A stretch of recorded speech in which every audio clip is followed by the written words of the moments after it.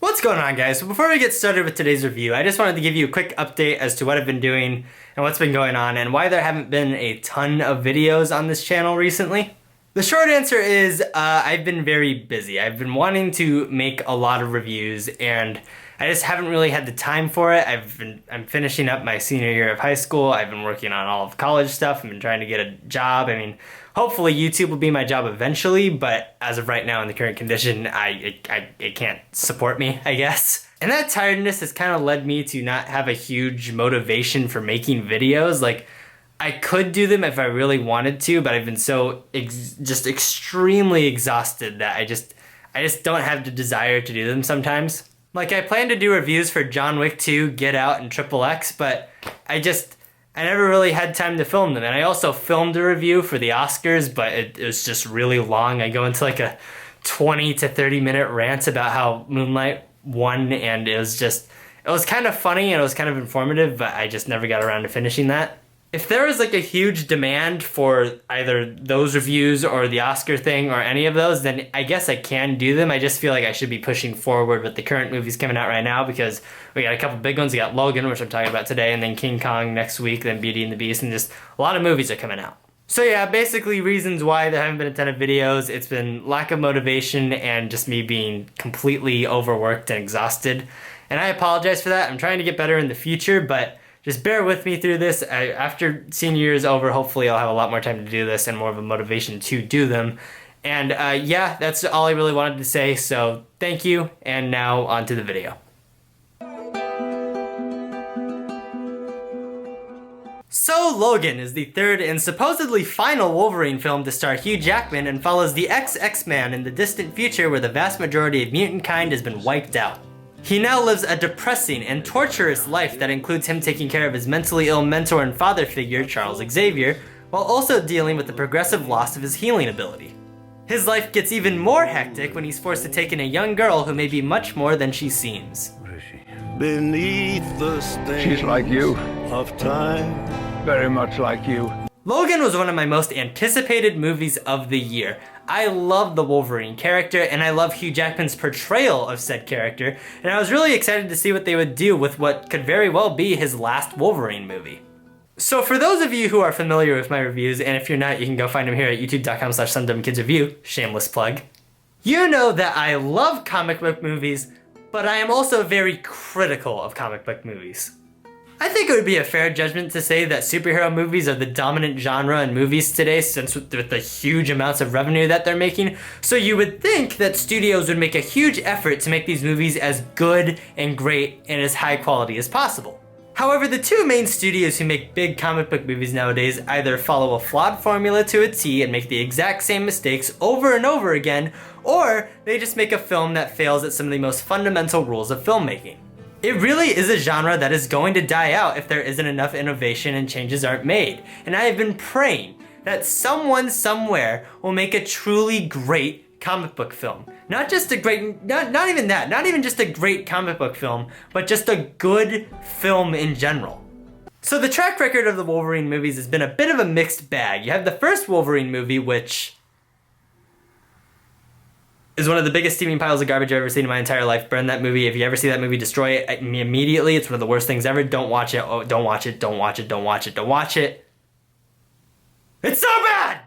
And then we got The Wolverine, which was okay. It wasn't horrible. The third act got really dumb, but on the whole, it was a decent movie.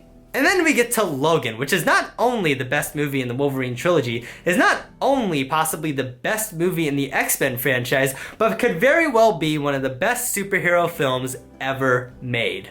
There are so many things to love about this movie, but I think one of the biggest things is the maturity.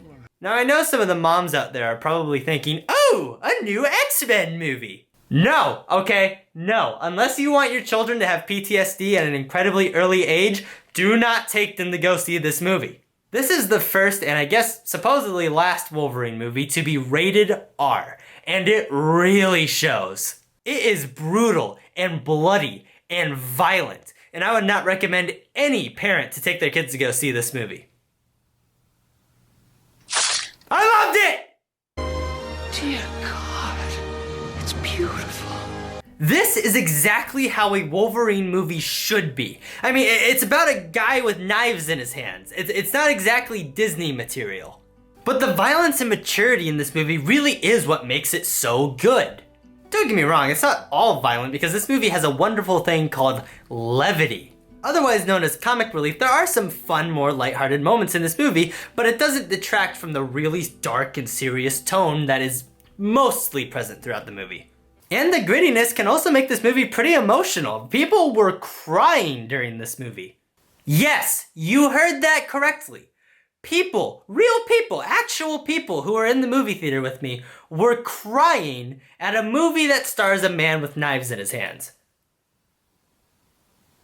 The last time that happened, it was Edward Scissorhands, and even that was kind of silly. One of the things that I loved about this movie is that it felt like it took place in a real world. It feels like a place that could actually exist. You don't see anyone running around in spandex in this movie. It feels very grounded. It feels very real. This also gives the feeling that there are real consequences. I felt every single character in this movie was vulnerable and at risk. Heck, there are even kids in this movie, and even they don't feel safe. Now, if this movie had poorly written characters, then that would be a problem. But the characters in this movie were so engaging and were so well developed that I actually cared about what happened to them. And I felt like anything could happen to them at any moment. Let's start with the title character, Logan, otherwise known as Wolverine. He is so refreshingly different than any version of him we've seen before in any of the other X-Men movies, but at the same time, he seems so tragically familiar. He feels old and broken and hopeless, and that everything good in his life has been taken from him. But he still has to struggle with life and still has to struggle with trying to do the right thing. I felt like this was genuinely the last time I would ever see this character again, even though they're probably gonna bring him back someday. Hugh Jackman also gave an absolutely incredible performance. If this really is Jackman's last run as Wolverine, then he ended it on an incredibly high note. He was spectacular in this movie. Patrick Stewart returns as Professor X, and he also shows a very different, yet very familiar character. He is much more grumpy and much more vulgar, but there are faint glimmers of that empathetic and hopeful teacher that we all grew to love. That's another thing this movie does extremely well. It takes characters that we have known and loved since the first X-Men movie back in 2000, which was 17 years ago. Wow. I'm old! And it takes us to a time where they've really progressed and almost feel like completely different people. And the last of the three main characters in this movie is Laura, played by Daphne Keane. She is pretty much Eleven from Stranger Things if instead of psychic powers she had metal claws, and it's awesome. I loved her in this movie. These three characters play off of each other so well and are so engaging and have such great chemistry that I would like to see like 5 more movies with just these three characters. The villains are also pretty slimy and charismatic, although I wouldn't say they're particularly memorable. There is also kind of a secret villain in this movie who I won't spoil, and when he first showed up, I was kind of conflicted about it. It was like, this is kind of cool, but kind of stupid, but looking back, this character's involvement made a lot of sense in terms of the story, so I was overall okay with it. The direction and cinematography in this movie is also spectacular. It gave it this dirty, dangerous, almost lawless feel that it felt almost like a Western of some sorts. This movie feels so much like an old school 60s Western. The action in this movie is also great. It's great to see Wolverine go into this berserk mode without being restricted by that PG-13 rating. The action in this movie is beautifully brutal.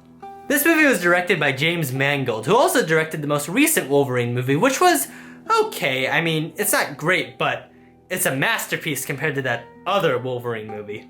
And he called the theatrical cut of this movie his own director's cut. That means the studio had little to no interference at all with the creative process of this movie. And that's great. I am so happy when studios take a big step back and just let creators do their thing. They don't interfere at all. They just trust that they know what they're doing. And in this case, James Mangold really knew what he was doing. Mangold was able to successfully create a really fun and exciting, yet still dark and harrowing drama. There is some fantastic visual storytelling in this movie. There are so many plot points that are kind of important, and they're explained in a very subtle way that doesn't feel like forced exposition. And it also doesn't feel too artsy or too incoherent, which is something that a lot of movies struggle with. Moonlight.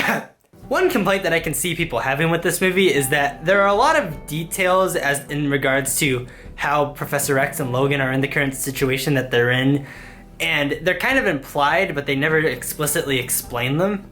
Personally, I think it's a good thing because these details weren't really necessary for the entire plot of the movie, and I feel like if we left them in there, then it would have felt really exposition-y.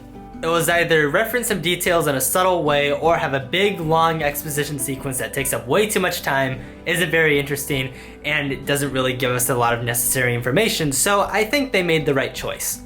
However, the movie does have some minor issues that hold it back from being a masterpiece. It does kind of slow down in the second act. It's still interesting from a character perspective because these characters are so good and are so interesting, but as far as actual things going on in the story and actual action that's happening, it's not very eventful. I do feel like this movie was a little too long. You could have shortened it just a tad. I felt like, especially in that second act, you could have taken a couple things out or shortened it just a little bit. There were some plot points that felt like they could have been explained just a little bit better. And lastly, there are a lot of moments in this movie that felt like they're trying to make a more futuristic setting and show that this movie takes place in the future. Sometimes it worked and sometimes it was fine and sometimes it was subtle, but there was one scene in particular that had this futuristic thing in it, and it was really contrived and really stupid. It felt very out of place. These are all problems that I think can be overlooked though, because I thought Logan was a near masterful conclusion to one of the greatest superheroes of all time. It looks beautiful, it's got great characters, it's well written, it has exhilarating action sequences, it has a good story. It also has a perfect ending that perfectly ends this character. I think Logan is Dark Knight levels of good. I think it is the best movie I've seen so far this year, and that's really saying something because we have gotten some good movies this year. John Wick 2, Lego Batman, Get Out, Split, all great movies, and Logan is currently my favorite. I hope that studios will follow in Logan's footsteps and really put effort into making all of their superhero movies much more unique and much more compelling.